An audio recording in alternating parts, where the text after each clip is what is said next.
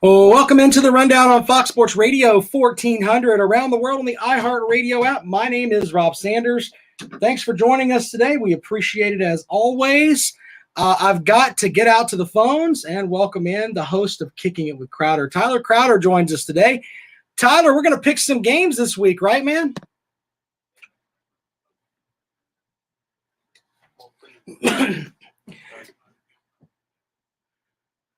I mean, are we really excited, though? Because when you look at all of them, which game do you think is going to be the most competitive? My guess is the Sun Belt game, unless you got something else. I like the Big 12 championship. I know there's two teams with two losses, but I think the Iowa State-Oklahoma game is pretty close. And then I think the ACC championship, I think it's going to be competitive. I do like Clemson's game, but we'll talk about the point spread here in a little bit. All right. Well, I'll tell you what, man. You mentioned I like the they're saying they can't hear Tyler. I don't understand that. They should be able to hear Tyler. Anyway, yeah, let's try. Oh, they can hear him now. All right. I thought the folks online were saying they couldn't hear you. I was like, Tyler's got a voice. Tyler needs to be heard. All right. There you go. Well, I tell you what, man, let's roll down some games here as we roll along here. And we'll talk a little bit about the CFP numbers in a moment, but let's pick some games because that will make me a happier person. Because when I talk about the college football playoff and the selection committee and what they're doing right now by basically making Ohio State just a team that we just have to deal with, even though they haven't really played anything, that bugs me. But let's start with that Big 12 championship game. Oklahoma's a 4.5-point favorite to open up. Which way are you rolling in this game? Because everyone seems to be loving them some Iowa State. Yeah, and I like Iowa State. I like Brock Purdy. I like Matt Campbell, the program he built. If I was a Power 5 at one of these big schools, I'd definitely be trying to talk to Matt Campbell. I think what he's done at Iowa State in the last few years is, they have not been this kind of football team in the past. So, it's exciting for Iowa State. They beat Oklahoma in the first matchup. Oklahoma hasn't lost the same team in the same year since 1901. So Texas did that then. So will Iowa State be the first team in over 100 years to beat Oklahoma in the same year? No. Like them, not only with the points, but I like Iowa State in the football game. Sister Rattler and Oklahoma have been better in the last 6, 7, 8 ball games, but like this Iowa State team, they got a big, nasty offensive line. They got a good running game. One of the running backs has over 1,200 yards rushing. Brock Purdy's a leader. I think he's going to be maybe a guy you could hear in the later rounds in the NFL. Maybe make a nice little career out of it as a backup. But I really think that I like Iowa State Cyclones in this game. All right, let's move on to the Sun Belt, which I think is going to be the most competitive game of the afternoon this weekend. Louisiana Lafayette playing at Coastal Carolina. The Shots are a 4-point favorite over the Raging Cajuns there. I mean, the big story on the season is the Shots. And, of course, Louisiana's having a heck of a season too. But Louisiana's a team that beat that Iowa State team that you were talking about earlier at the beginning of the season. But still a great matchup, I think, for the Sun Belt title. Yeah, that's their only loss from the season to Coastal Carolina. And of course, Louisiana did upset Iowa State to get the season. And the College Football Playoff Committee, I'm not sure because they have Iowa State at 9 or – no, they have Iowa State at 7. But Louisiana only lost to Coastal, and they beat Iowa State, but they're 19 and Coastal 13. Yeah, just repeat after me. The CFP is a farce this year. Whoever's running it is just stupid. And this would have been a great year to add in maybe 2 to 4 teams. I think that they had every opportunity to do that. This is a year that is just unlike any other. So I really feel like they could have added 2 extra teams, 4 extra teams this year, and it'd be okay. Traditionally, normally, there's a bunch of blowouts anyway. So, I mean, people say, oh, those teams will get blown out. Well, okay, other teams have been blown out in the past as well. So I think that Louisiana is going to keep it close against Coastal. I really do. This is a toss-up game for me. I took Coastal last week against Troy. They didn't cover for me. They have covered a lot for me this year. And they also beat Louisiana by more than 4 last time. So I'll roll with Coastal Carolina just in a dream-type season. But don't be surprised if it's within a touchdown late. I think that's going to be the most competitive matchup of the games on Saturday. Let's go into the matchup for the SEC title as Florida, which and I think when we talked last week, you said that you picked Florida to cover that 23, if I remember right. And a lot of us did, and a lot of us look stupid as they look stupid in the swamp.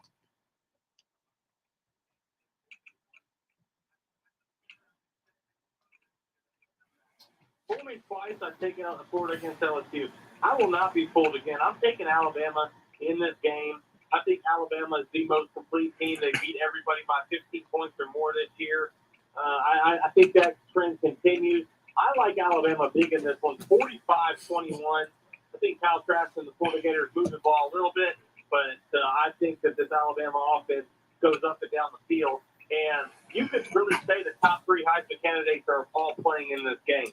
Mac Jones, Kyle Trask, Devontae Smith. If Devontae Smith goes out there and he puts up 200 yards and he puts up 3 touchdowns and these voters haven't voted yet, this guy could really, really have a shot at a Heisman Trophy in a year where many thought that it was probably going to be Kyle Trask. Kyle Trask loses at home last week to LSU. I mean, I'm not saying it's his fault, but I just think that Mac Jones, undefeated, it's going to be either Mac Jones or Devontae Smith to lose, depending on how they play this weekend. I would like to have seen Kyle Pitts have a season where he wasn't injured, because I think that if they were smart, he would be one of the first tight ends, I think, to be in the running. But obviously injuries kind of derailed that. A couple of other matchups. We've got the American Championship, Tulsa and Cincinnati. Cincinnati's a 13.5-point favorite. Some people are saying that is not enough. I mean, there are a lot of folks that are really riding that Cincinnati bandwagon there. Yeah, Cincinnati's another team I've been hot with this year. I think I'm 5-1 picking Cincinnati. They only gave me lost. They were actually at the goal line for 4 plays, and they started running the clock out. So easily uncovered that game as well. But Tulsa is a team I have watched. They're a great team. They've had a lot of games canceled this year because of COVID. So this is another game. I think this is it. Vegas just knows what the heck they're doing. They put these games and these spreads right on the money almost every week. I mean, I think this is going to be around a 2-touchdown type game. I'm going to actually pick Tulsa on this one to cover. I don't think they'll win the ball game, but I think it'll be close to 2 touchdowns. That is a lot of points there, but Tulsa plays some good defense too. Another interesting matchup for me anyway, and I like these games, and I don't know if you're into this or not, but Air Force and Army play for the President. It's the Commander-in-Chief Trophy. And I tell you what, man, it started out as a pick-em, a little bit of money moving towards Air Force here. What's your thoughts on this matchup between the 2 service academies? It's a pick-em. It's a pick-em when it opened, yeah.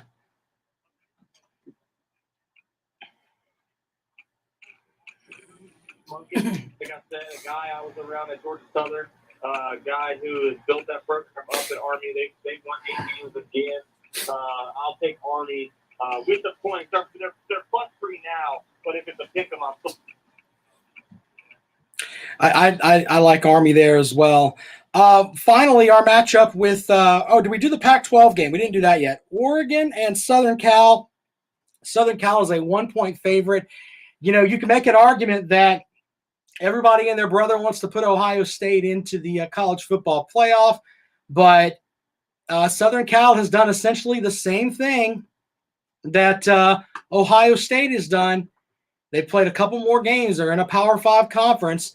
They're favored to win this game. They should be in the conversation. If you're going to make us take Ohio State, then you should have Southern Cal in the mix. But no. As I think there's so many Big Ten people on this committee, it's insane to me. Anyway, for the pick for the game, Southern Cal is a 1-point favorite. Who you got in that matchup?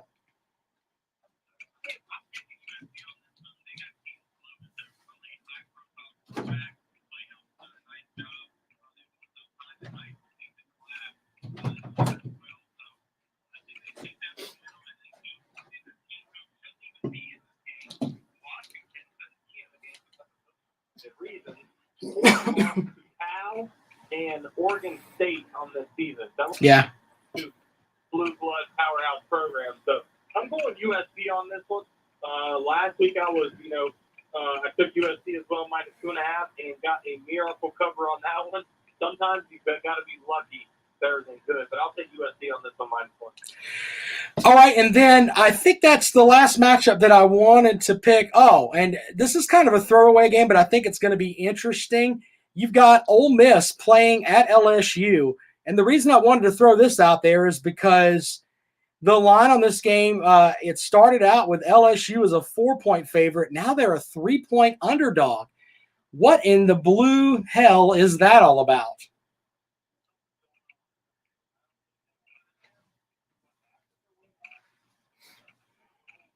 LSU with the points +3. Just because the national champ coming off the national championship season, they beat Florida last week. They have a top 5 recruiting class, so I think Ed Orgeron's going to try to keep that momentum rolling.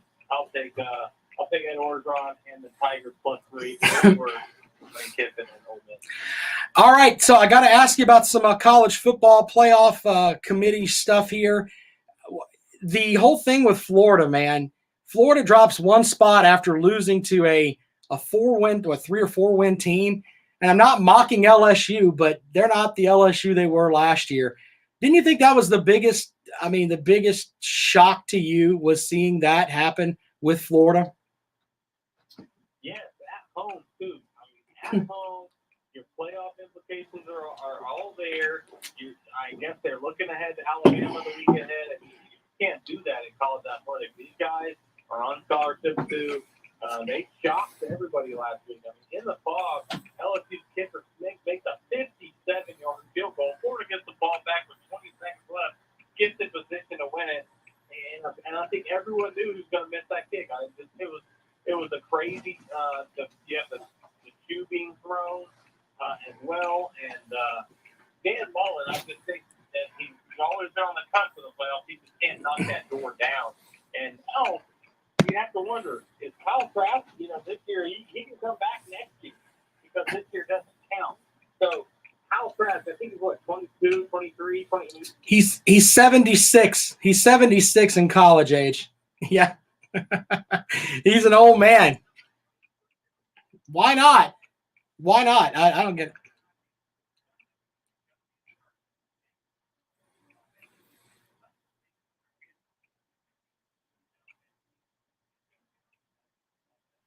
Right. RJ online says Florida should be at like a 10 or 11, he thinks. And I think that's valid. I really do. But my other thing, and I've said it for all week, and I'm going to say it until the end of time, Ohio State has played 5 games and has no business being in the college football playoff conversation. You probably feel different, though, don't you? Here's my thing. I think they're one of the best 4 teams in college. If you had to go down and you had to play an Alabama team, if you're going to be the 4th team, I'm telling you, Alabama wouldn't want to play Ohio State. They probably want to play Notre Dame, Texas A&M. They want to play someone else besides Ohio State.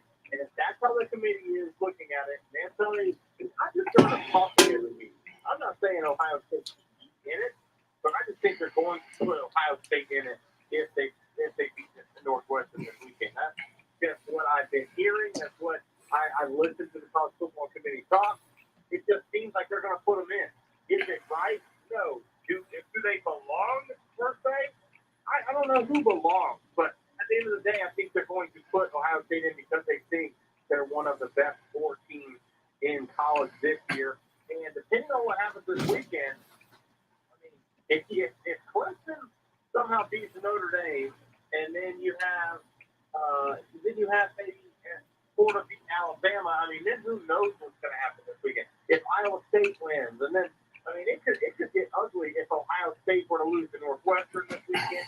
If a bunch of upsets happen this weekend, I mean, you're talking about a bunch of teams who knows who they put in? I mean, would they put in Iowa State, who has 2 losses? They put in Florida. Would they put in A&M? Cincinnati, who could be undefeated? I mean, this could be a mess this weekend if there's a bunch of upsets. It could be. It could be a mess. And you know what? As a college football fan, I want them to earn every cent of whatever it is they're being paid to be on that college football playoff committee, and make it where they actually have to hate what they do, meaning that they know that they're going to have to explain what they've done. And if they don't like doing it, then let other people do it. Let people that watch that do it, that watch more games than just the freaking Big Ten. That would make more sense to me. But I don't know, man. What a disaster. Look, I could take me, you, Teddy Hefner, who's on in the mornings, and Lawton Swan, who's on from 4 to 6, and we'll put together a better top 10 than the top 10 that they've put out. It is an absolute disaster what they've done. This is the worst picking that they've done ever in the history of the CFP. The standings week to week have been a disaster from the start, and it's all. Yeah, it's supposed to be. And I mean, the BCS is right. Yeah, it's not. It's worse. It's absolutely worse. And here's the other part that really stinks about it is the guy that's the director of this thing. He went on ESPN and they asked him questions, and everything he said was stupid. It was, how do you get to be the head of this when the stuff that you put out there makes no sense? I mean, it's a disaster, just from up one side down the other. We didn't pick the Big Ten championship game. Ohio State is a 20.5-point favorite over Northwestern. Which way you rolling in that game?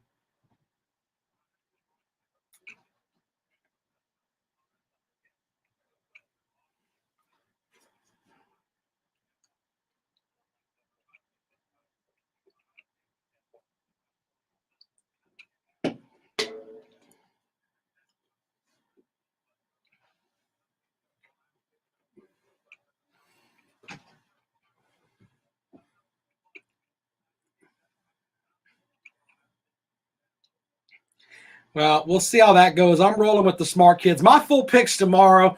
Tyler posts picks throughout the weekend. We do have an NFL matchup tonight. Are you rolling anything on that game? Is that going to be the Raiders special this weekend or tonight?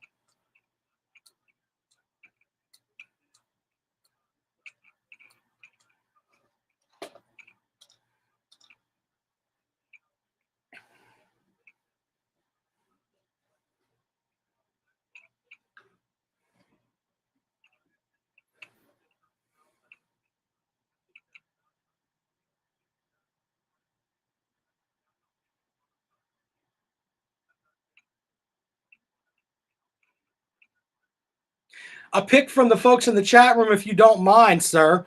UCF and BYU. UCF is giving up or getting 4 points with BYU. Which way you want to roll with that?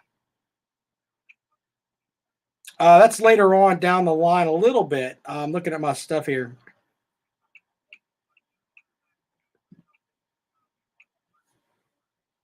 All right, so they like BYU -4 over UCF. All right.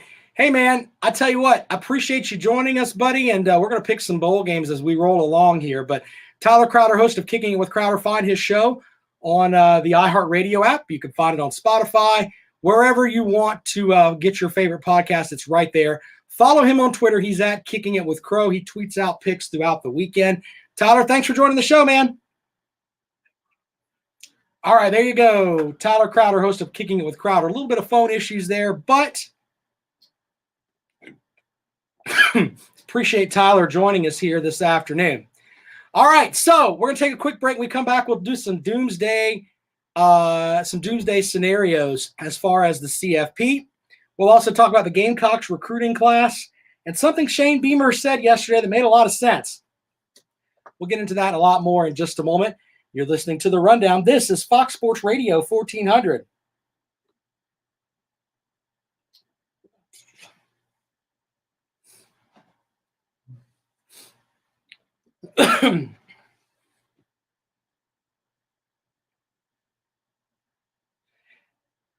I agree with you, RJ, on that point, but I'm using that as an example.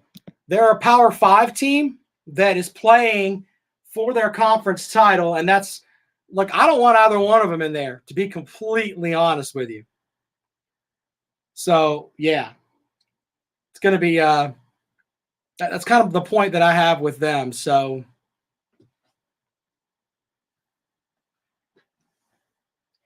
they don't really, I mean, they had the good matchup last year with Clemson. But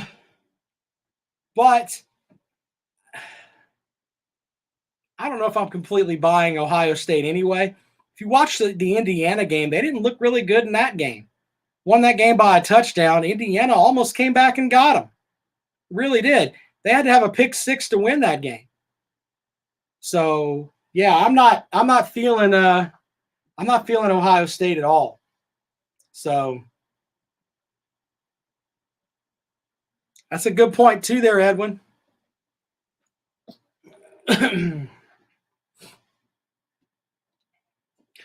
So I went back and did a deep dive on all those games, and I watched what in the past week. I've watched 3 Alabama games, 3 Ohio State games, and 3 Notre Dame games. And of the 3, the team that impressed me the most is Notre Dame. People are like, wait a minute, Alabama. Yeah, but it's the 3 games I watched for Alabama. Maybe that's part of the problem.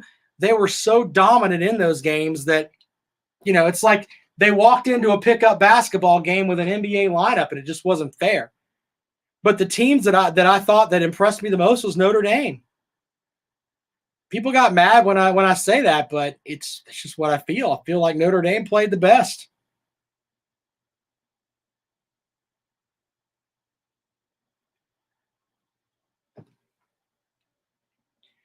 You guys are welcome to call in at 803-978-1832. Yeah, we'll talk about that in about 30 seconds there, RJ. Give me a minute.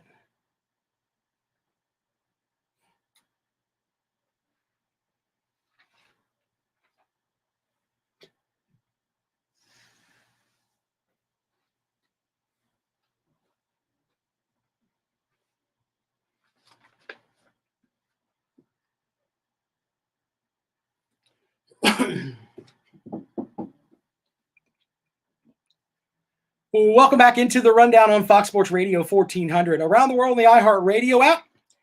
803-978-1832, 803-978-1832 if you want to join the show. Thanks to Tyler Crowder for joining us today.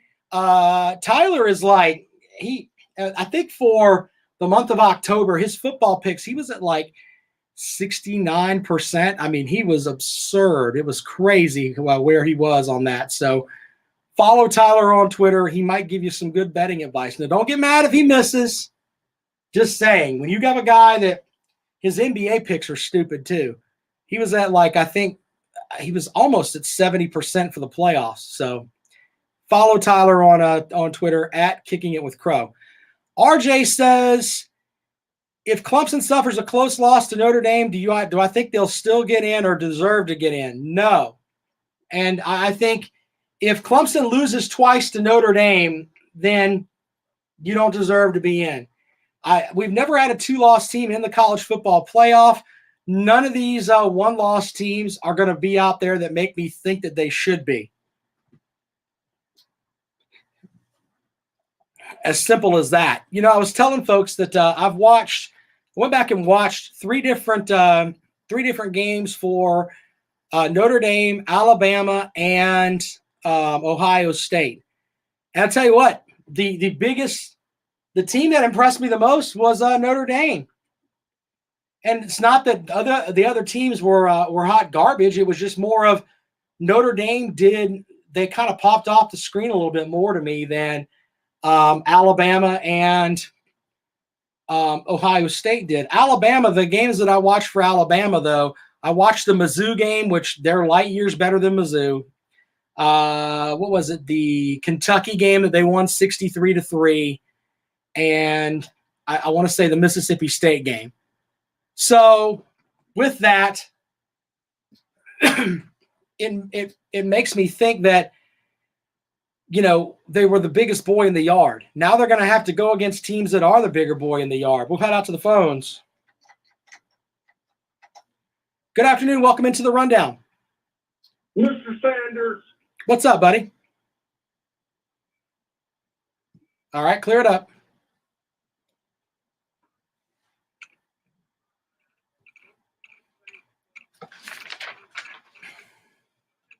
loses to Notre Dame. They are favored by 10.5 points. We have almost back to full strength. It will not happen. Please stop with the nonsense, people. Clemson will win by 10 at least. That's what I got, Rob. Have a wonderful day. Talk to you later. Double O out. All right, there you go. I appreciate that, Double O. The same people down in Florida would have said the same thing about LSU. Hey, we're 24 points better than them. Ask Las Vegas. They'll tell you. And they got their butts kicked in a fog. Yeah. RJ says, I'm getting different vibes from Notre Dame this year. They're a different type of team. I mean, I really think they are. And the big part is that they're able to stop the run. And that's something that is something that if you do that, you're able to really and truthfully win some football games.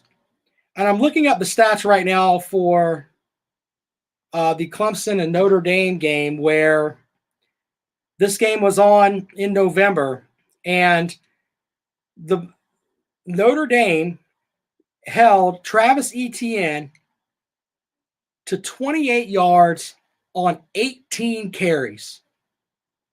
28 yards on 18 carries. By the way, when you look at the rest of Notre Dame's schedule, they played a North Carolina team that has two running backs that are going to be playing on Sundays. North Carolina held those two running backs, Carter and Williams, on 19 carries to 95 yards total between the two. So, yeah, that's the difference between Notre Dame. Evan with a good point online. So different criteria for Ohio State. Use perceived talent to put them in. But if Clemson loses close to Notre Dame again, why shouldn't perceived talent keep them in? Obviously, playing games doesn't matter. Look, you can make that argument, Evan, and I'm not saying that it's wrong. I'm not saying that. What I'm saying is that if you lose two games to a team that's assuredly in the college football playoff, and you lose to them both in the same team, as my brain's not functioning today. If you lose two games to the same team in the college football playoff, it's hard for me to put you into the playoff, especially when I've got a Texas A&M team that has one loss. I know that's to Alabama. I get that. They have a much greater argument to be in than a two-loss Clemson team, in my opinion. In my opinion. Now, of course, we can argue that up and down till the end of time, but Double O there says it's not going to matter because Clemson's not losing to Notre Dame anyway. But something else to put out there, I don't care what happens in that game on Saturday. Notre Dame is going to be in the college football playoff, period. That's just the way it's going to be. And Alabama's going to be there too.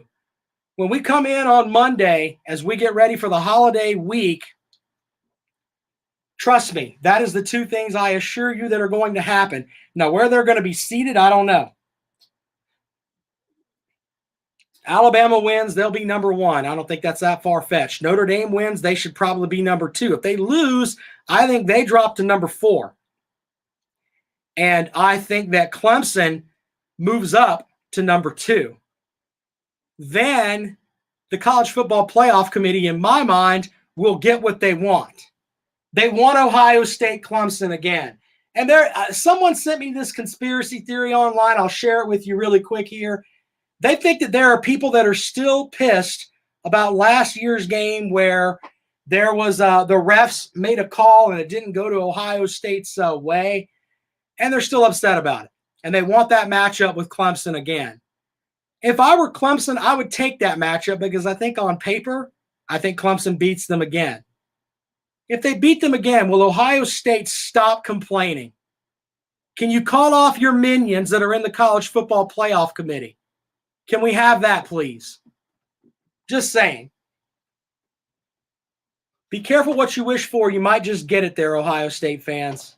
This is not Michigan or Penn State that you're asking to play. Just remember that. All right. 803-978-1832, 803-978-1832 is the number to call if you want to join us here on the rundown. We'll be right back. RJ, I'll get to your question in a moment. Let's see here. Yeah, that's a good question. I'll answer that when we come back. That's a great question. Edwin, we're preaching from the same choir here, buddy. You and I are on the same page. Trust me.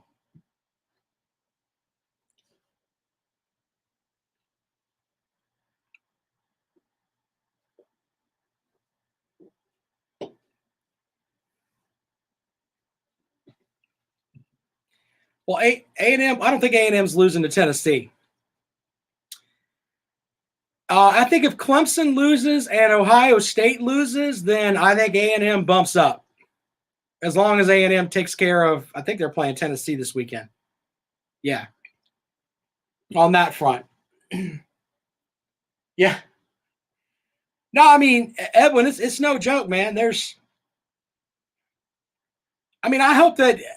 I hope most people agree with me on this, that what they're doing with Ohio State is just short of just insanity. Insanity. I don't care if you're that great, if you look that great. Yeah, he's been on the show, he calls the podcast. I'm sure he would be losing his mind. I'm sure he's waiting on that too. If he calls up, I'm just going to let him go. If they make the playoff, I'm going to let him go and tell him, look, man, I'm sorry I made fun of your team so much. Have at it. You want to yell at me and tell me I'm stupid? I'm fine with it. Do your thing, brother.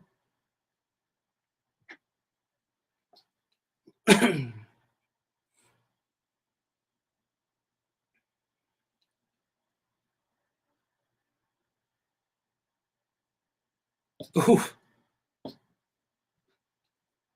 Edwin dropping big facts there.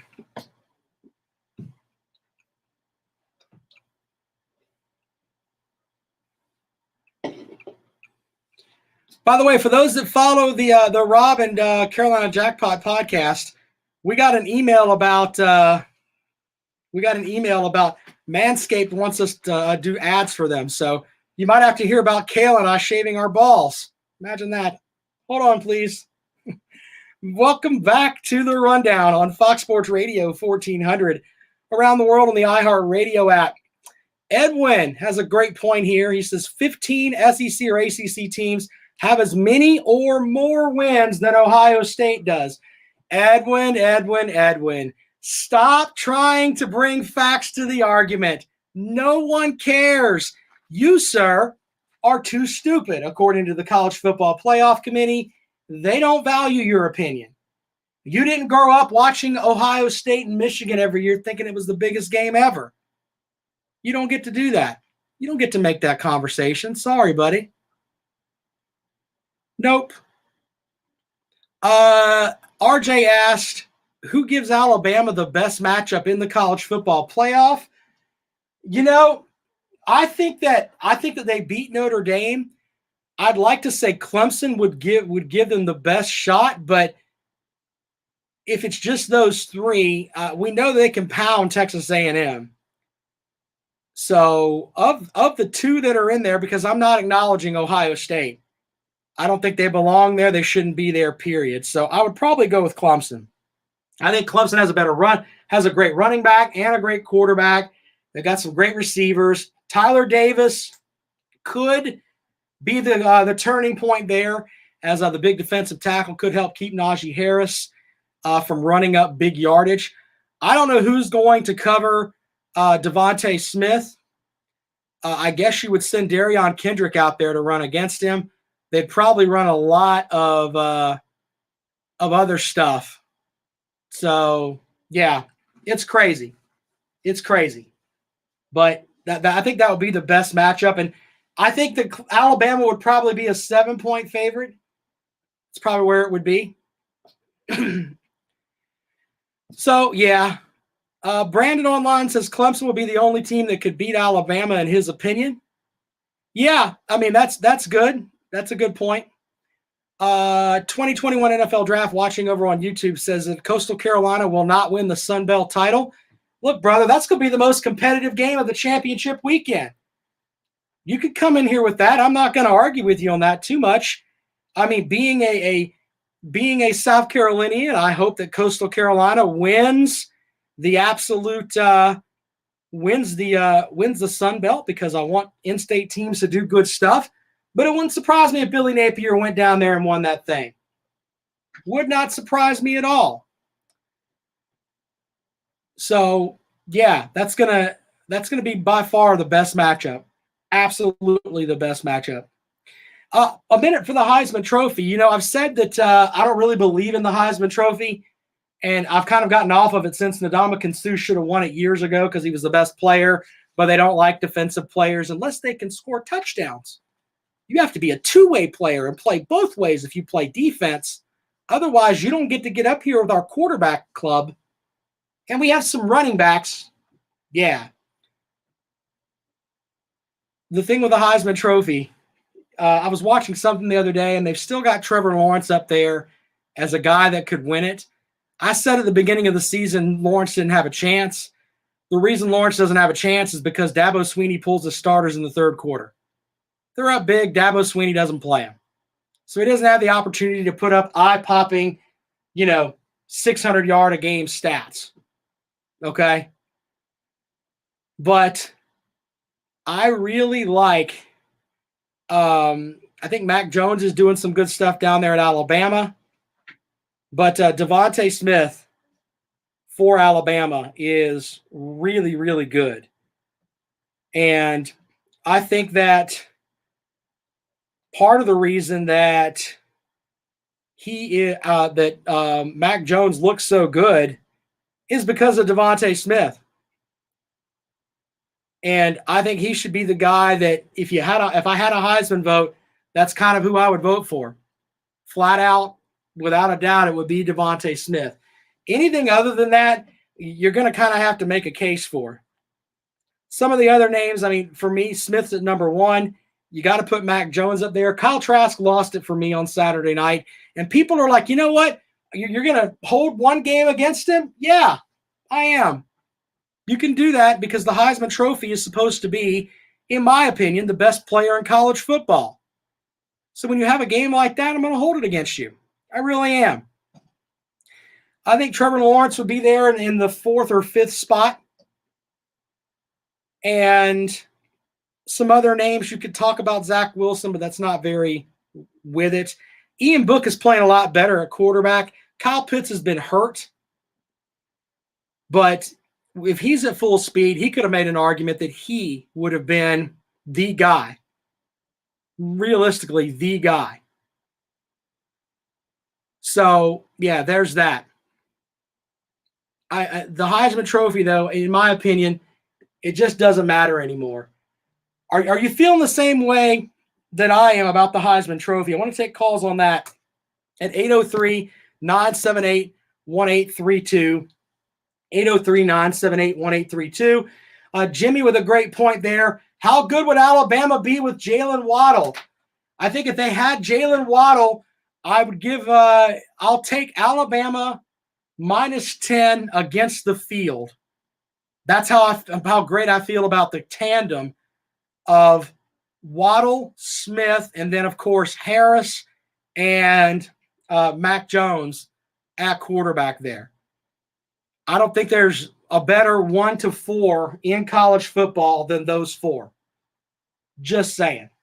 You can argue that, all right, quarterback, running back, you could go with Etienne and Lawrence, but you don't have two wide receivers like Alabama does right now at Clemson. You've got guys that can make plays, but not at the level of what Alabama has. You can make the argument that Trask and Pitts and make him a wide receiver even though he's a tight end. Yeah, but they don't have a running game. They can't run the ball. So there you go with that. No one has, if they had those four, it would be literally you could Ohio State Alabama this year. Just put them in the final. It doesn't really matter. Let them play because on paper, they would be that much better than everybody else. Anyway, we'll take your thoughts on the Heisman at 803-978-1832. 803-978-1832 is the number to call if you'd like to join us here on the rundown this afternoon. We'll have a final look at recruiting rankings. Not so good for South Carolina. I think they're 107th. Wow. Man, that's bad. But I'll tell you what new coach Shane Beamer said about that. That kind of makes you think, all right, maybe he's making some sense here. Online, who do you think will be the OC and DC at South Carolina? Well, I think they're going to keep Mike Bobo. And then I think they're going to go after the defensive coordinator from, the defensive coordinator from North Carolina? I think that's who they'll end up with. They should go with Derek Mason if they can get him to play. But to come and coach. That's who I think would be the best. But as far as those guys go, keeping Mike Bobo seems like it's a vanilla idea. But you know what? The Gamecock offense, if I remember correctly, had never, under Will Muschamp, finished in above 8th in the SEC. All right. This year, South Carolina finished in total yards right behind Mizzou at 9th, up from 11th from the year before. But, I mean, they were close to finishing 8th. Now, I'm not saying that's good by any stretch of the imagination. But what I'm saying is that keeping Mike Bobo also helps you on the recruiting front because of some of the guys that he's been out there helping to recruit. Even though you got the Fighting 8 is what you've got right now for South Carolina, but he might be able to help you on the transfer portal as well. More of the rundown when we come back. My name is Rob Sanders. This is Fox Sports Radio 1400.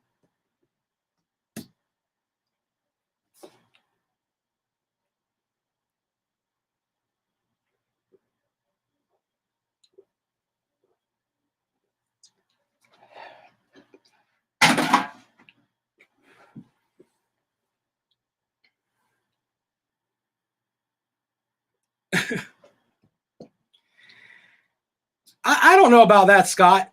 I think Watson should have won the year that he was a junior. It could be a money thing.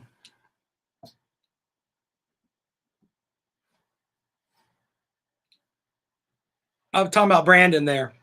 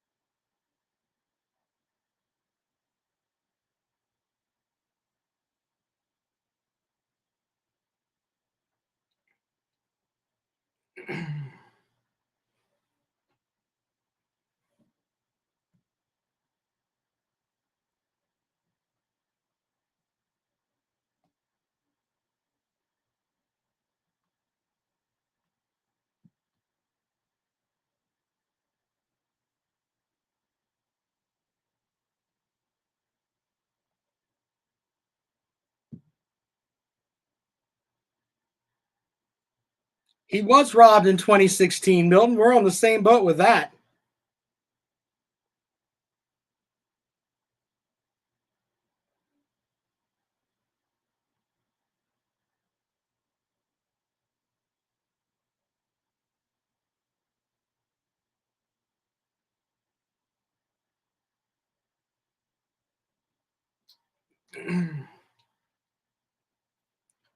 You know, that's a good conspiracy theory there, Scott. You might be right about that.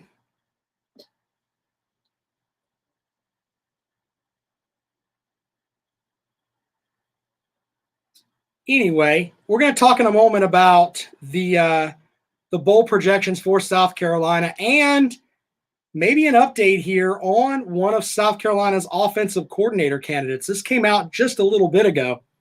So talk about that in just a second. Coming back here,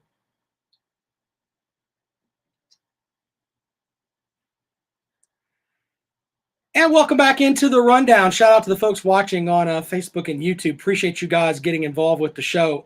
One note that just came out, and apparently one of the offensive coordinator candidates, we just talked about Mike Bobo as being named the offensive coordinator, but the other name that you've heard has been Garrett Riley.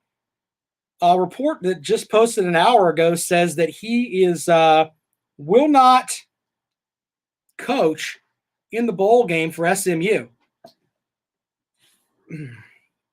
Their offensive coordinator, of course, for SMU is Garrett Riley.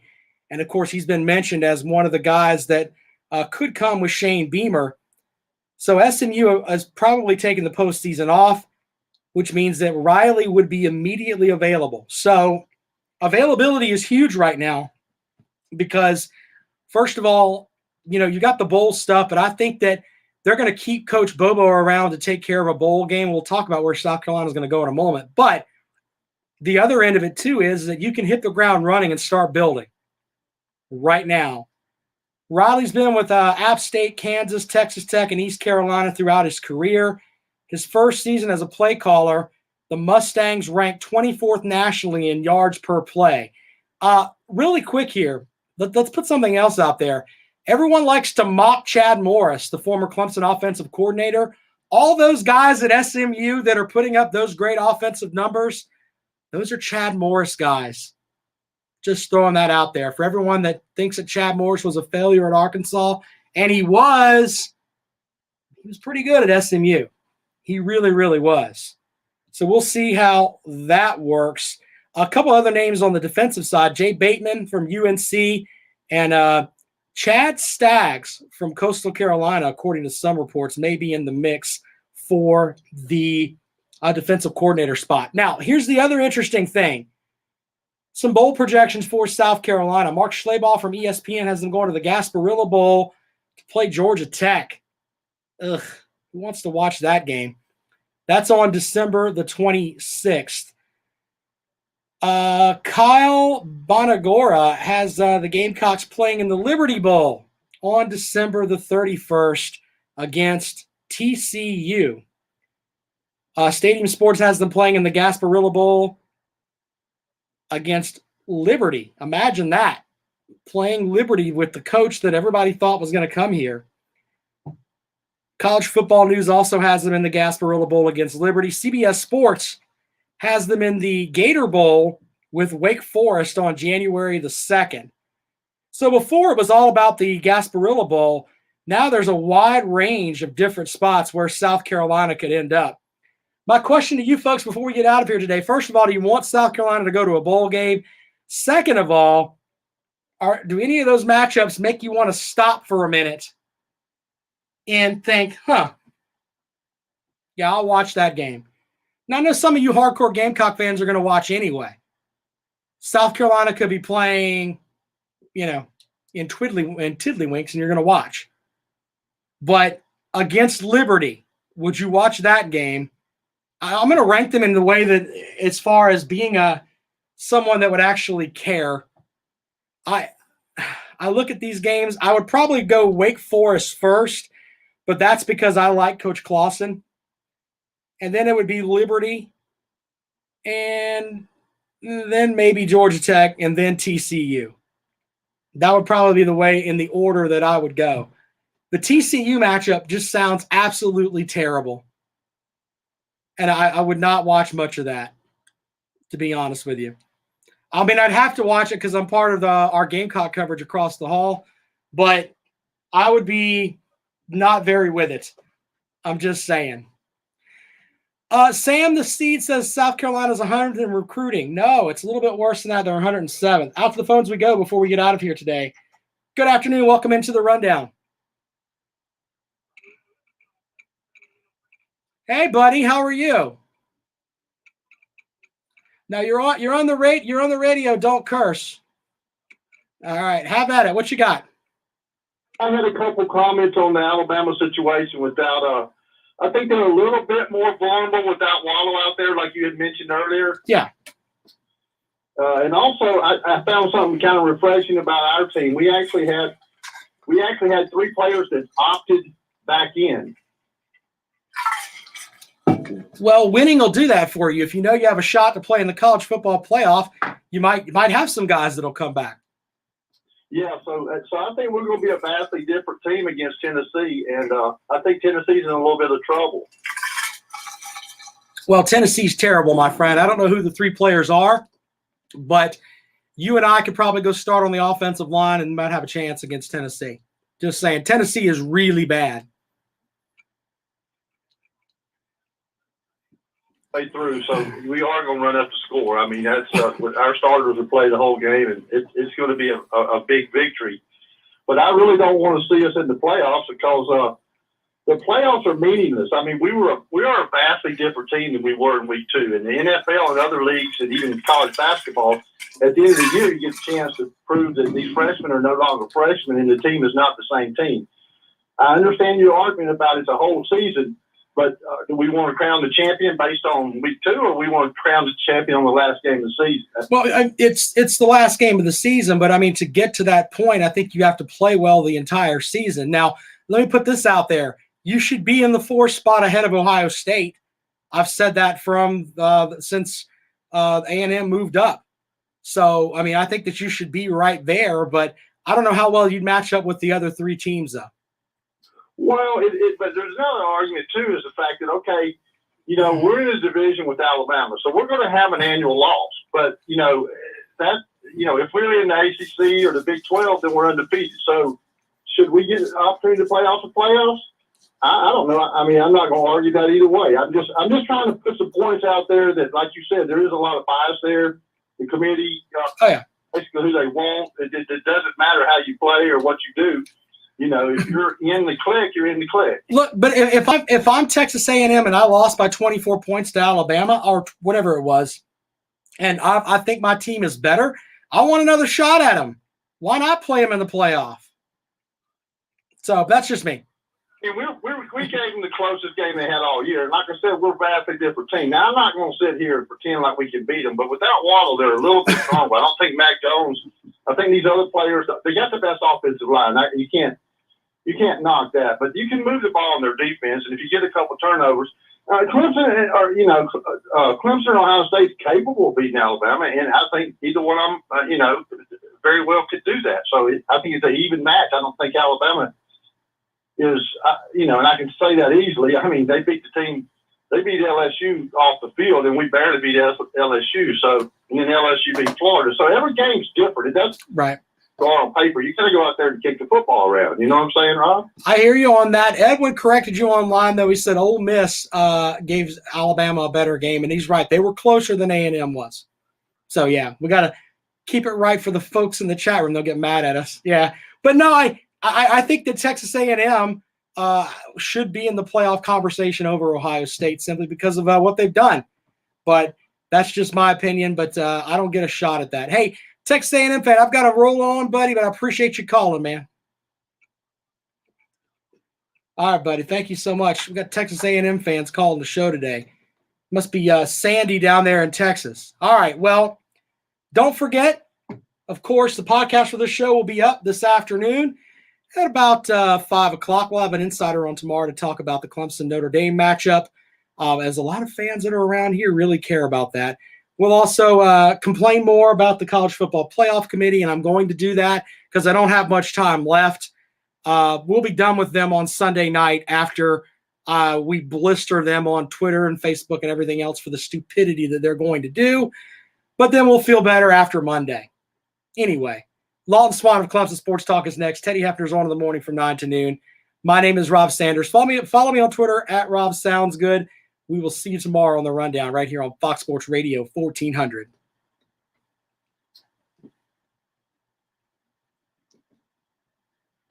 Appreciate you guys over there, man. You guys rock coming in here and watching the show during the middle of the day. Every day, 3 to 4, man. You guys, it means a lot that you spend some time with me. So, thanks a lot, and we'll get with you guys tomorrow. Thanks so much.